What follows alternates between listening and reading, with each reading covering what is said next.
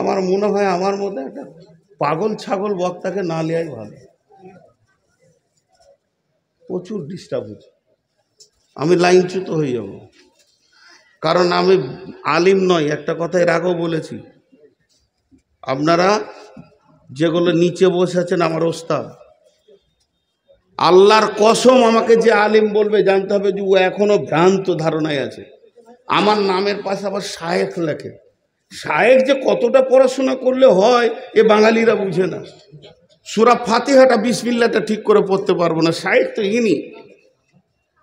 আল্লাহর কসম দিয়ে বলেছি, এবার বিশ্বাস করেন যে আমার মতো আলেম হওয়ার কোনো যোগ্যতা নেই। এই মুখস্থ বিদ্যা ঝাড়ছি, আর যদি সাইড এরকম কথা বলে তো একটা ভুলে গেল তো সব হয়ে গেল। তো সেই প্রাসাদে বাস করছি আমরা। কয়েকটা কথাকে ছিটাচ্ছি, আমি গুটাবো একসঙ্গে। আজকে সেই প্রাসাদে আগুন লেগেছে,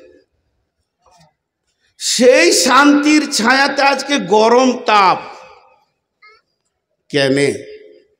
আমার প্রশ্নটা আপনাদের কাছে। আপনারা আমার শিক্ষক, আমি আপনাদের ছাত্র। আমি চেয়ারে বসে আছি, উঁচুতে বসে আছি, মঞ্চে আছি, আপনি তো তিরপলের নিচে বসে আছেন। দাম কার বেশি? দাম আপনাদের বেশি। যে দাঁড়ির পাল্লাতে মাল থাকে ওটা নামতে থাকে, যায় মাল থাকে না ও ওপর দিকে থাকে। আমার কিছু নাই বলি ওপর দিকে আছে। ওপরে থাকাটা যদি সম্মানের কাজ হতো তো বাঁদর আমার থেকে আরো উপরে থাকে। তা আমি সেই বাঁদরের একটা দলের একটা বাঁদর।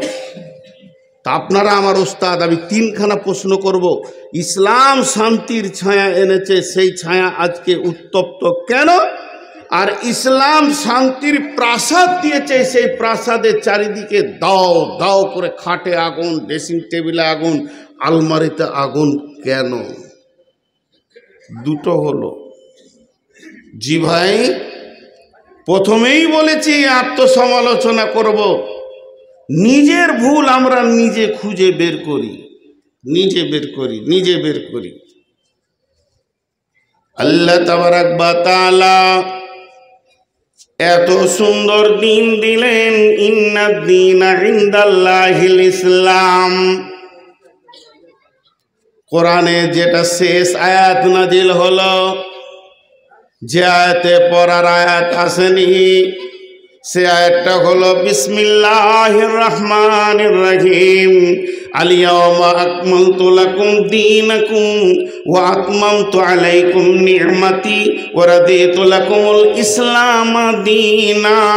আল্লাহ বলছেন আজকে তোমাদের জন্য দিনকে পরিপূর্ণ করে দিলাম এবং তোমাদের এই দিনের ওপরে আমি রাজি রইলাম এবং এই দিন আজ মুকাম্মাল হয়ে গেল। তোমাদের নিয়ামত পরিপূর্ণ করে দিলাম। এত বড় নিয়ামত তোমাদেরকে দিয়ে এটাকে কমপ্লিট করে দিলাম। এই আয়াতটার ব্যাপারে বলা হয়, বড় বড় মুফাসসিরিনরা বলেন কিয়ামতের আলামতের ভিতরেও এই আয়াতটা হলো একটি আলামত। এই আয়াতের ব্যাখ্যা যেদিন যেদিন হযরত উমরকে জিজ্ঞেস করা হয়, হে উমর তুমি বলো এই আয়াতের ব্যাখ্যা কি? হযরত উমর বলেছিলেন আয়াত বলতে চাইছে কিয়ামত কাছে গেছে। কেউ বলেছে ইসলাম কমপ্লিট হয়েছে, মানে ইসলামের এবার বিশ্ব নবীর বিদায়ের কথা বলা হচ্ছে। এই আয়াত বলে দিয়েছে নবীজি আর পৃথিবীতে থাকবেন না। আবু বকর কান্না করেছিলেন, তার মানে নবীজিকে তো পাঠানো হয়েছে দিনকে শিক্ষা দেওয়ার জন্যে। আজকে যদি দিন কমপ্লিট হয়ে যায় তো বুঝে নিতে হবে আর নবী বিশ্বে থাকবে না। কেউ কেঁদেছিলেন, কেউ বলেছিলেন এটা কিয়ামতের সংবাদ এনেছে আয়াতটা। মিন সাইয়্যাতি আমালিনা মান ইয়াহদিহিল্লাহু ফালা মুদিল্লা লাহু ওয়া মান ইউদ্লিলহু ফালা হাদিয়া লাহু ওয়া আশহাদু আল্লা ইলাহা ইল্লাল্লাহু ওয়াহদাহু লা শারীকা লাহু وأشهد أن محمدا عبده ورسوله الذي أرسله بالحق بشيرا ونذيرا وداعيا إلى الله بإذنه وسراجا منيرا أما بعد فإن خير الحديث كتاب الله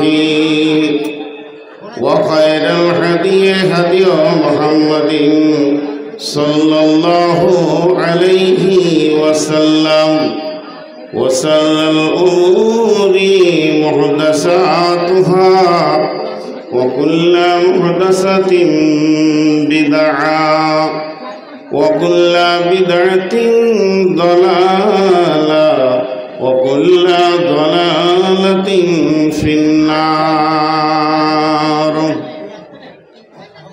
فقد قال الله تبارك وتعالى في كلامه المجيد وفرقانه الحميد أعوذ بالله من الشيطان الرجيم قل إن كان آباؤكم وأبناؤكم وإخوانكم وأزواجكم وعشيرتكم وأموال اقترفتموها وتجارة تخشون كسادها ومساكن ترضونها أحب إليكم من الله ورسوله وجهاد في سبيله فتربصوا حتى يأتي الله بأمره والله لا يهدي القوم الفاسقين بسم الله الرحمن الرحيم يا أيها الذين آمنوا هل أدلكم على تجارة تنجيكم من عذاب أليم تؤمنون بالله ورسوله وتجاهدون في سبيل الله بأموالكم وأنفسكم ذلكم خير لكم إن كنتم تعلمون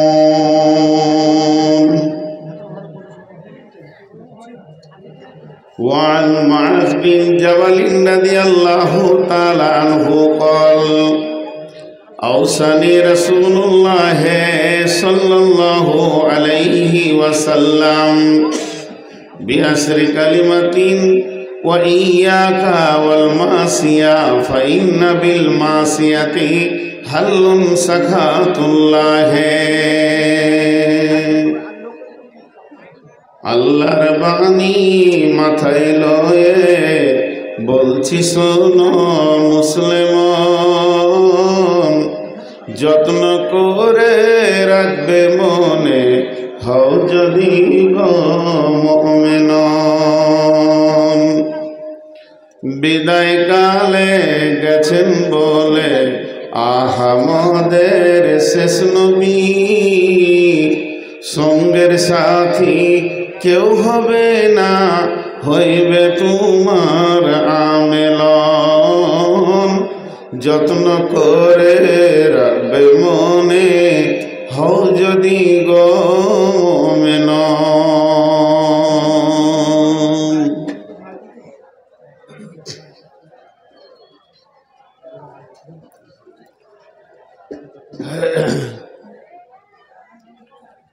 শ্রদ্ধেয় সুযোগ্য আজকের সবার সভাপতি উপস্থিত আকাশে তারকা সাদৃশ্য আলেম ওলামাবৃন্দ, সামনে আমার দিনদার ইমানদার মমিন ভাই সকল, পর্দা থেকে শূন্য অলি মোমেনা মা ও বোনেরা, প্রশংসা গুণগান স্তব স্তুতি ভালোবাসা তকদির হায়াত মত রুজি জান্নাত জাহান্নাম পুলসেরাত আখেরাত সুখ শান্তি সব কিছুর মালিক আল্লাহ, যে মহান মুনিব আজকে আমাদেরকে বিভিন্ন এলাকা গোত্র বংশ জাতি ধর্ম বয়স বর্ণ নির্বিশেষে নদিয়া জেলার এক ঐতিহ্যবাহী মাদ্রাসা খোদপলাশির বাৎসরিক প্রোগ্রাম 2024-এর ফেব্রুয়ারির 19 তারিখ আজকের সোমবার দিবাগত রাত্রিতে আমাদেরকে এনে আল্লাহ সেই জামিয়ার কেন্দ্রে জামিয়ার ময়দানে ফেলেছেন। এর জন্য শুকরিয়া করি আলহামদুলিল্লাহ। দরুদ ও সালাম বর্ষিত হোক আখিরি পয়গম্বর নবী মুহাম্মদুর রাসূলুল্লাহ সাল্লাল্লাহু আলাইহি সাল্লামের উপর। আল্লাহুম্মা আমিন, আল্লাহুম্মা সাল্লি আলাইহি, আল্লাহুম্মা বারিক আলাইহি। আমি আমার বক্তব্যকে শুরু করার আগে দু তিনটি ছোট ছোট কথা বলে নিই, একদম 1 মিনিটও লাগবে না। মা বোনেরা যেখানে যে অবস্থায় আছেন কান খুলে রাখেন। প্রজেক্টের মাধ্যম দিয়ে দেখানো হচ্ছে, ধ্যানের সঙ্গে শুনবেন। পুরুষেরা যেমন বসে আছেন আলহামদুলিল্লাহ যথেষ্ট, এর থেকে আর কিছু বলার নাই। গরম এসে গেছে, আর চাপাচাপি করার দরকার নাই। তবে যারা সামনে জায়গা ফাঁকা রেখে বিক্ষিপ্তভাবে আছেন, আপনারা যদি আগিয়ে যান সেটাই হবে সুন্নত। এবং সেটা যদি আপনাকে ভালো লাগে যে আমি কোরআনের ওপর একটা আমল করব, তা আগিয়ে আসবেন।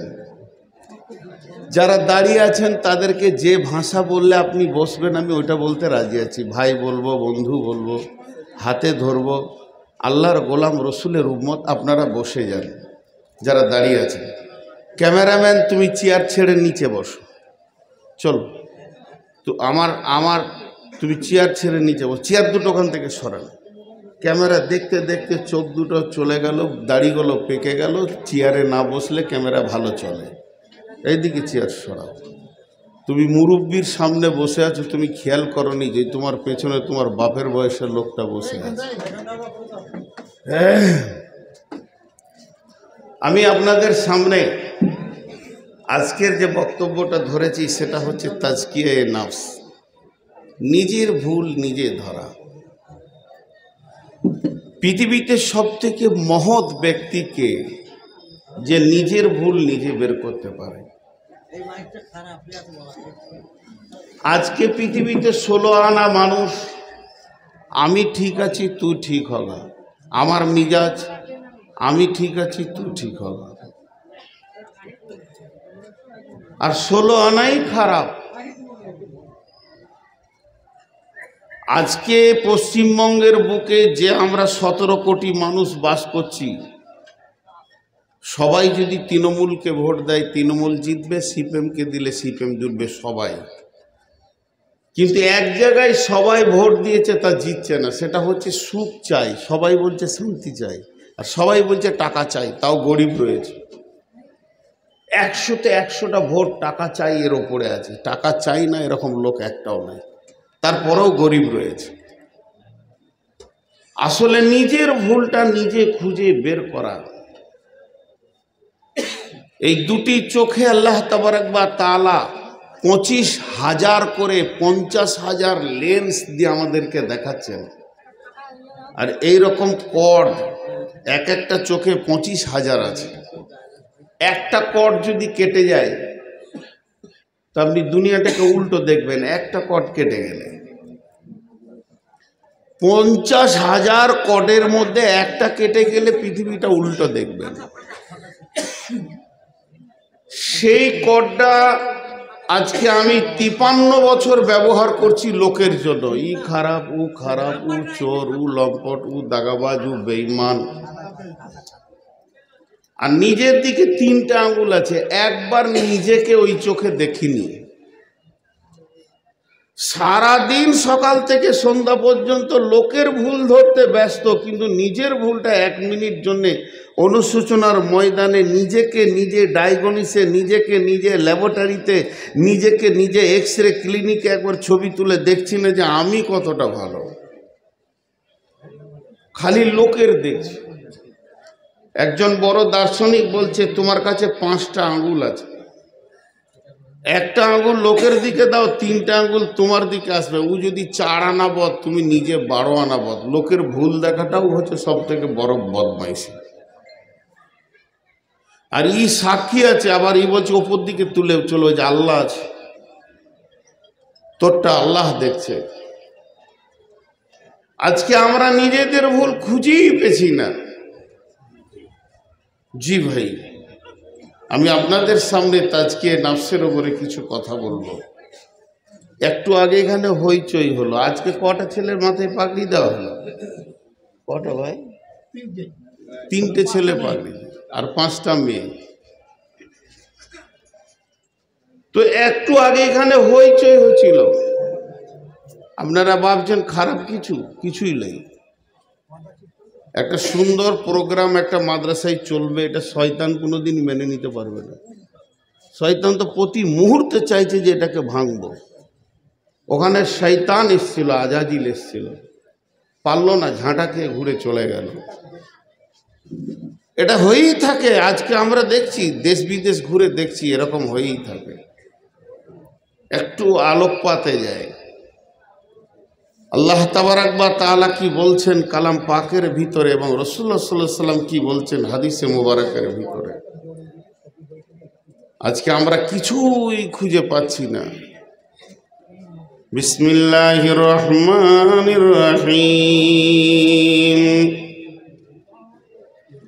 قل إن كان آباؤكم وأبناؤكم وإخوانكم وأزواجكم وعشيرتكم وأموال اقترفتموها وتجارة تخشون كسادها ومساكن ترضونها أحب إليكم من الله ورسوله وجهاد في سبيله فتربصوا حتى يأتي الله بأمره والله لا يهدي القوم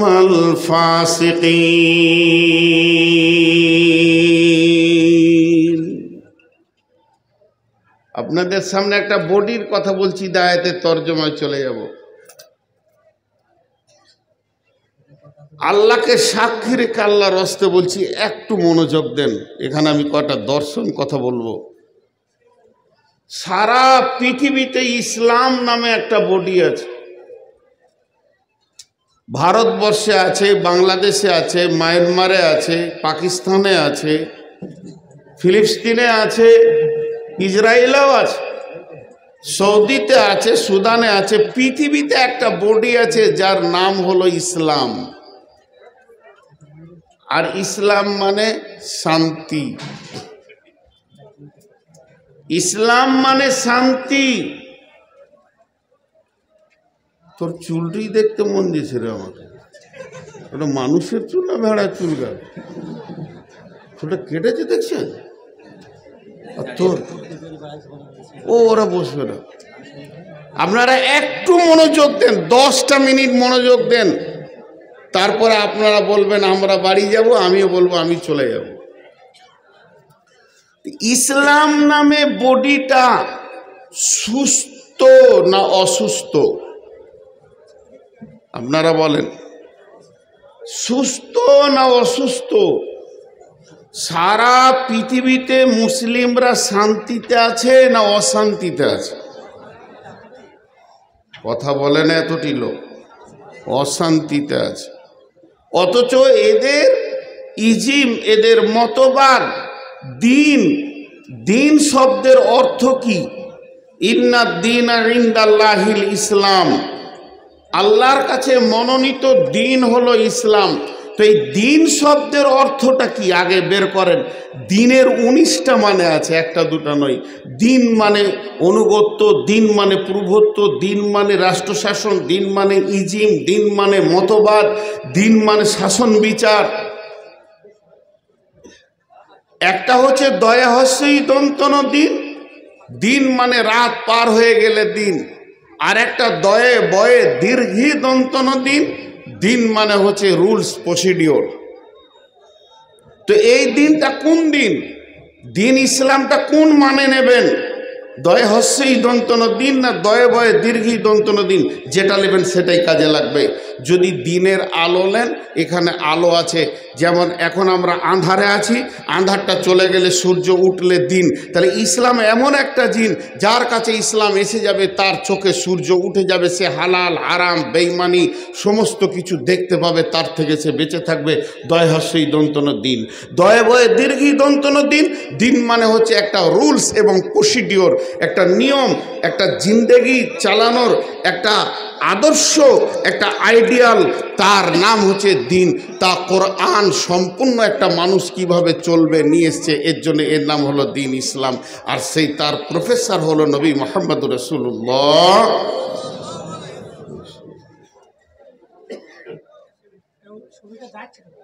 ছবি না গেলে তো আমি তো বিয়ে করতে আসিনি, শুনতে পেলেই হবে। আমাকে দেখতে চাইছি, যখন দেখা দেওয়ার এত শখ ছিল তখন কেউ দেখে নাই, এখন বুড়িয়ে গিয়েছে আবার দেখার শখ করছে।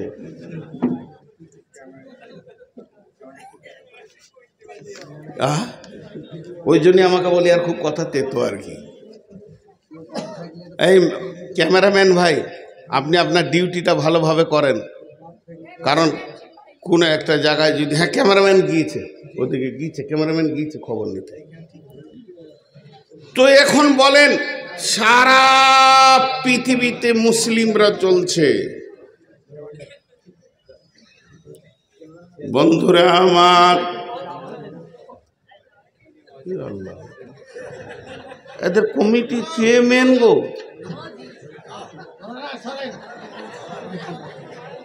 আবার কেউ আসবে নাকি এরপর?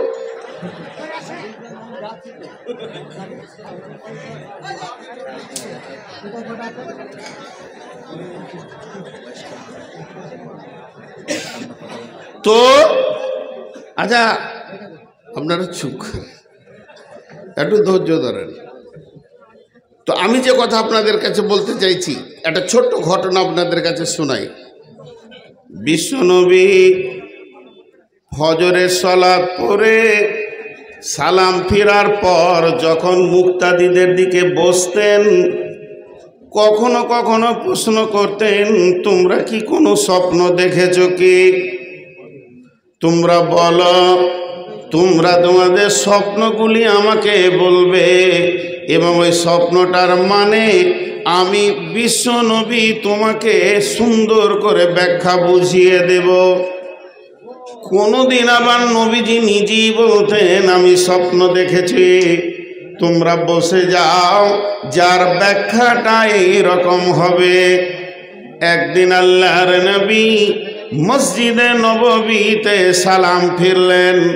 এমন সময় একজন সাহাবী বললেন, ও দয়ার নবী, আজকে আমি ঘুমের ভিতরে একটি স্বপ্ন দেখেছি এবং সেই স্বপ্নটা আমি আপনাকে বলছি, যার ব্যাখ্যাটা আপনি আমাকে দেবেন।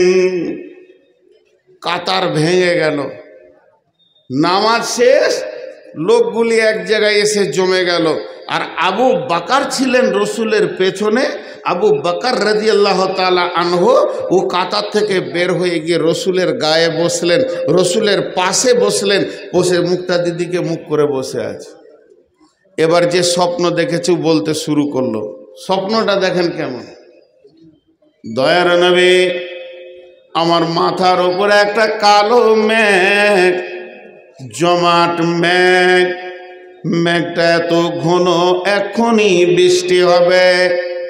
তারপরে দেখলাম না, মেঘে বৃষ্টি শুরু হয়ে গেল। এবার যখন বৃষ্টি শুরু হলো তো জিন আর ইনসান ওই বৃষ্টিতে হাজির হয়ে গেছে। সেই বৃষ্টিটা কিসের? সেটা পানির নয়, সেটা দুধ নয়, শরাব নয়, ওটা মধু বর্ষণ হচ্ছে। জিন আর ইনসান এইভাবে হাত নিয়ে খেতে শুরু করলো। কেউ পেট ভরে খেলো, কেউ 1 ঘুঁট খেলো, 2 ঘুঁট খেলো, কেউ আবার সামান্য চিকে দেখলো। এমনও জিন পাওয়া গেল, মানুষ পাওয়া গেল যারা ওই মধু চাটলো না, দেখলো না। তারপরে দেখছি বিশ্বনবী গো ওই বৃষ্টির মাঝে একটা লম্বা রশি ঝুলছে। একটা লোক ওইটা ধরে উঠে চলে গেল, দ্বিতীয় লোকটা চলে গেলেন, তৃতীয় নম্বর লোকটা যেতে গেল কিন্তু দড়িটা ছিঁড়ে গেল। লোকটা বড় মজবুত ছিল, ওখানে তাড়াতাড়ি করে গিঁড় দিল, গিঁড়া দিয়ে সেও চলে গেল। আমার ঘুম ভেঙে গেল। ওর ব্যাখ্যা বলা হয়ে গেল, এটা কোরআন শরীফ তো এখানে ওর ব্যাখ্যা বলা, ওর স্বপ্ন বলা হয়ে গেল। এবার আবু বকর কি করছে? আবু বকর একবার রসুলের মুখের দিকে দেখছেন, আর একবার স্বপ্ন যে দেখেছে তার দিকে দেখছেন, এরকম করছে। আল্লাহ নবী বলছেন, আবু বকর তুমি কেন এমন করছো? কি ব্যাপার? তোমার কি হয়েছে যে তুমি আমার দিকে তাকাচ্ছ, ওর দিকে তাকাচ্ছ? তো আল্লাহ রসুল বললেন, আবু বকর বললেন, ইয়া রাসূলুল্লাহ, এই ভাই যে স্বপ্নটা দেখেছে এর স্বপ্নের মানেটা আমি কিন্তু করতে পারবো, আমার বুকে সাহস হচ্ছে। তবে যদি আপনি পারমিশন দেন, আপনি বেঁচে আছেন, ভুল হলে বলে দেবেন, কিন্তু আমার মনটা চাইছে স্বপ্নের মানেটা আমি করব। নবীজি পারমিশন দিলেন, যাও তুমি করো, আমি শুনি, তুমি করো। এবার আবু বকর বলতে শুরু করলেন, ভাই আপনি মাথার ওপরে কালো ছায়া দেখেছেন, মেঘ দেখেছেন, ওটা কোনো মেঘ নয়, বৃষ্টি নয়, বাদল নয়, ওটা হলো ইসলামের সুশীতল ছায়া। পৃথিবীতে ইসলাম নামে একটা ইজিম্মা মতবাদ এসেছে, যতজন ওর ভিতরে ঢুকবে ওই ছায়াতে তারা অবস্থান করবে। অতএব ইসলাম একটা সুশীতল ছায়া এনেছে। এরপরে আপনি দেখেছেন ওই মেঘ থেকে মধু বর্ষণ শুরু হলো। ও ভাই বন্ধু, ওটা মধু নয়, ইসলামে কোরআন নাজিল হতে শুরু হলো। এই মধুটাই আপনি ওখানে দেখেছেন যে ওখানে কোরআন নাজিল হচ্ছে। এরপরে দেখেছেন আর জিন ইনসান সেই মধু খেতে গেল। সেই মধু যখন খেতে তারা গেছে, কেউ পেট ভরে খেয়েছে, কেউ সামান্য খেয়েছে, কেউ চিকে দেখেছে। তার মানে যে লোকটা কোরআনকে পেট ভরে খেয়েছে, ওই মধু খেয়েছে, আল্লাহ তাকে পৃথিবীর বুকে কোরআনের হাফেজ বানাবেন, আলেম বানাবেন, মুফাসসির বানাবেন। আর যে লোকটা অল্প খেয়েছে, 1-2টা সূরা মুখস্থ করবে, এর বেশি পারবে না। যে চিখেছে হালকা ছোট ছোট 2টি সূরা নিয়ে তার জিন্দেগি কাটবে। আর যে লোকটা ওই মধু চিখলো না, খেলো না, ওখানে গেল না, দুনিয়ার বুকে আল্লাহ তাকে কোরআনের জ্ঞান দেবেন না। এরপরে তার ভিতরে বৃষ্টিতে একটা রশি ঝুলতে দেখেছেন, এটা কোনো রশি নয়। এই যে আপনারা জাতীয় সড়ক দেখছেন, 34 নম্বর সড়ক, জিটি রোড দেখছেন আসানসোলের ওপর দিয়ে, বোম্বাই রুট দেখছেন, পৃথিবীর যত বড় রোড দেখবেন, দেখেন না কেন, চামড়ার চোখে দেখলে দেখতে পাবেন না, ইমানের চোখে দেখেন। কোরআনের ভিতরে একটা হাই রোড রয়েছে, যে রোডটাতে কেউ উঠলে আল্লাহ তাকে জান্নাত পর্যন্ত পৌঁছে দেবেন, সেই রোডটা কোরআনের ভিতরে আছে। এই জিটি রোড আপনাকে দিল্লি, পাঞ্জাব, পাকিস্তান পৌঁছে দেবে। আপনাকে জাতীয় সড়ক শিলিগুড়ি পৌঁছে দেবে। আর কোরআনের ভিতরে যে রোডটা আছে, এই রোডটা যদি কেউ একবার ধরতে পারে, তার জান্নাতে পর্যন্ত সে পৌঁছে যাবে, জাহান্নাম থেকে মুক্তি পেয়ে যাবে। তো তুমি যে রশিটা দেখেছো, ওটা কোনো রশি নয়, ওটা কোরআনের একটা আয়াত। সেই রোডের কথা, ইহদিনাস সিরাতাল মুস্তাকিম, ওটাই হলো সোজা রাস্তা। ওই রাস্তা ধরে নবীজি চলে গেলেন, আমি আবু বকর চলে গেলাম। উমার যখনই ওই রোড ধরতে গেল তো ছিঁড়ে গেল। তার মানে উমার মরবে না, বরং ওকে শহীদ করা হবে, উমারকে শহীদ করা হবে। উমার বড় মজবুত, গিট দিয়ে চলে গেল। এরপরে তোমার ঘুম ভেঙে গেল। যদি তুমি আরো ঘুমাতে, আরো অনেক লোককে ওই রাস্তায় যেতে দেখতে।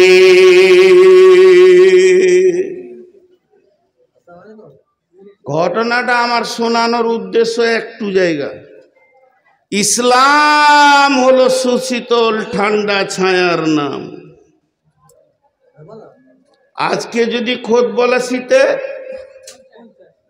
একটা ঠান্ডা ছায়া থাকে, আর এলাকাটা যদি বৈশাখ কাল বৈশাখের মাটি ফাটানো রোদে যদি চরচর করে ফাটে, তো লোক আস্তে আস্তে এসে ওই বরগাছের ছায়াতে বসবে।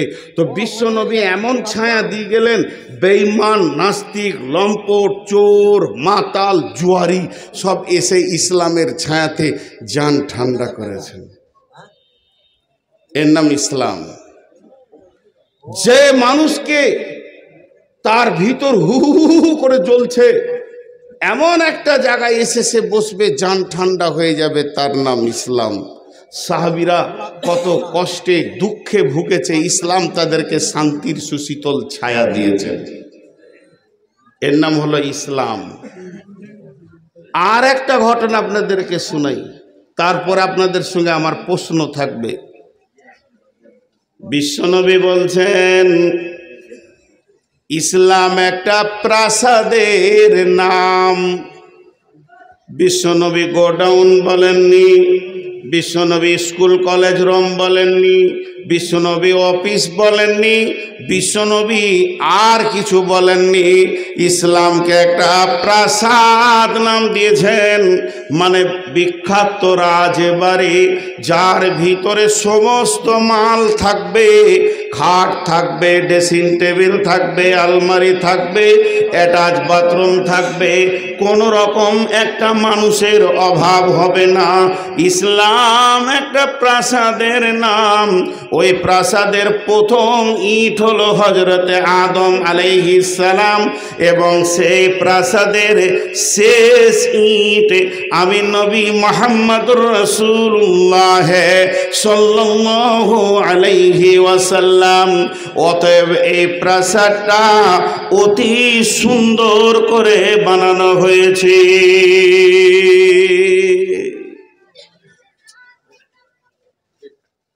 ইসলাম একটা প্রাসাদের নাম। ধরেন এখানে একটা বিরাট প্রাসাদ বানানো হলো কম বেশি 1.5 লক্ষ ইট দিয়ে,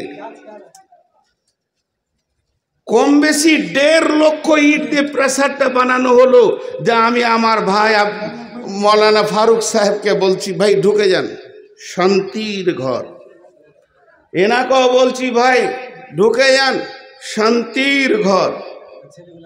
অশান্তি ওই ঘরটার মধ্যে নেই, কারণ যে মিস্ত্রিরা এটাকে বানিয়েছে তাদের ভিতরে ওই রকম কোনো রকম খারাপই ছিল না। আজকে ওই প্রাসাদে বাস করছি আমরা। আমার মনে হয় আমার মধ্যে একটা পাগল ছাগল বক্তাকে না নেওয়াই ভালো। প্রচুর ডিস্টার্ব হচ্ছে, আমি লাইনচ্যুত হয়ে যাব। কারণ আমি আলিম নয়, একটা কথা এর আগেও বলেছি। আপনারা যেগুলো নিচে বসে আছেন আমার ওস্তাদ, আল্লাহর কসম আমাকে যে আলিম বলবে জানতে হবে যে ও এখনো ভ্রান্ত ধারণায় আছে। আমার নামের পাশে আবার শায়েখ লেখে। শায়েখ যে কতটা পড়াশোনা করলে হয় এ বাঙালিরা বুঝে না। সূরা ফাতিহাটা বিসমিল্লাহটা ঠিক করে পড়তে পারবো না, শাইখ তো ইনি। আল্লাহর কসম দিয়ে বলেছি, এবারে বিশ্বাস করেন যে আমার মতো আলেম হওয়ার কোনো যোগ্যতা নেই। এই মুখস্থ বিদ্যা ঝাড়ছি, আর যদি সাইড এরকম কথা বলে তো একটা ভুলে গেল তো সব হয়ে গেল। তো সেই প্রাসাদে বাস করছি আমরা। কয়েকটা কথাকে ছিটাচ্ছি, আমি গুটাবো একসঙ্গে। আজকে সেই প্রাসাদে আগুন লেগেছে, সেই শান্তির ছায়াতে আজকে গরম তাপ কেন? আমার প্রশ্নটা আপনাদের কাছে। আপনারা আমার শিক্ষক, আমি আপনাদের ছাত্র। আমি চেয়ারে বসে আছি, উঁচুতে বসে আছি, মঞ্চে আছি, আপনি তো তিরপলের নিচে বসে আছেন। দাম কার বেশি? দাম আপনাদের বেশি। যে দাঁড়ির পাল্লাতে মাল থাকে ওটা নামতে থাকে, যায় মাল থাকে না ও ওপর দিকে থাকে। আমার কিছু নাই বলি ওপর দিকে আছে। ওপরে থাকাটা যদি সম্মানের কাজ হতো তো বাঁদর আমার থেকে আরো ওপরে থাকে। তা আমি সেই বাঁদরের একটা দলের একটা বাঁদর। তা আপনারা আমার ওস্তাদ। আমি তিনখানা প্রশ্ন করব। ইসলাম শান্তির ছায়া এনেছে, সেই ছায়া আজকে উত্তপ্ত কেন? আর ইসলাম শান্তির প্রাসাদ দিয়েছে, সেই প্রাসাদের চারিদিকে দাও দাও করে খাটে আগুন, ড্রেসিং টেবিলে আগুন, আলমারিতে আগুন কেন? দুটো হলো। জি ভাই, প্রথমেই বলেছি আত্মসমালোচনা করব। নিজের ভুল আমরা নিজে খুঁজে বের করি, নিজে বের করি। আল্লাহ তাবারাক ওয়া তাআলা এত সুন্দর দিন দিলেন, ইন্নাদ দীনা ইনদাল্লাহিল ইসলাম। কোরআনে যেটা শেষ আয়াত নাজিল হলো, যে আয়াতে পড়ার আয়াত আসেনি, সে আয়াতটা হলো বিসমিল্লাহির রহমানির রহিম। আল-ইয়াওমা আকমালতু লাকুম দীনাকুম ওয়া আতমামতু আলাইকুম নি'মাতি ওয়া রাদিতু লাকুমুল ইসলাম দীনা। আল্লাহ বলছেন, আজকে তোমাদের জন্য দিনকে পরিপূর্ণ করে দিলাম এবং তোমাদের এই দিনের ওপরে আমি রাজি রইলাম, এবং এই দিন আজ মুকাম্মাল হয়ে গেল। তোমাদের নিয়ামত পরিপূর্ণ করে দিলাম। এত বড় নিয়ামত তোমাদেরকে দিয়ে এটাকে কমপ্লিট করে দিলাম। এই আয়াতটার ব্যাপারে বলা হয়, বড় বড় মুফাসসিরিনরা বলেন কিয়ামতের আলামতের ভিতরেও এই আয়াতটা হলো একটি আলামত। এই আয়াতের ব্যাখ্যা যেদিন যেদিন হযরত উমরকে জিজ্ঞেস করা হয়, হে উমর তুমি বলো এই আয়াতের ব্যাখ্যা কি? হযরত উমর বলেছিলেন, আয়াত বলতে চাইছে কিয়ামত কাছিয়ে গেছে। কেউ বলেছে ইসলাম কমপ্লিট হয়েছে, মানে ইসলামের এবার বিশ্ব নবীর বিদায়ের কথা বলা হচ্ছে। এই আয়াত বলে দিয়েছে নবীজি আর পৃথিবীতে থাকবেন না। আবু বকর কান্না করেছিলেন, তার মানে নবীজিকে তো পাঠানো হয়েছে দিনকে শিক্ষা দেওয়ার জন্যে। আজকে যদি দিন কমপ্লিট হয়ে যায় তো বুঝে নিতে হবে আর নবী বিশ্বে থাকবে না। কেউ কেঁদেছিলেন, কেউ বলেছিলেন এটা কিয়ামতের সংবাদ এনেছে আয়াতটা।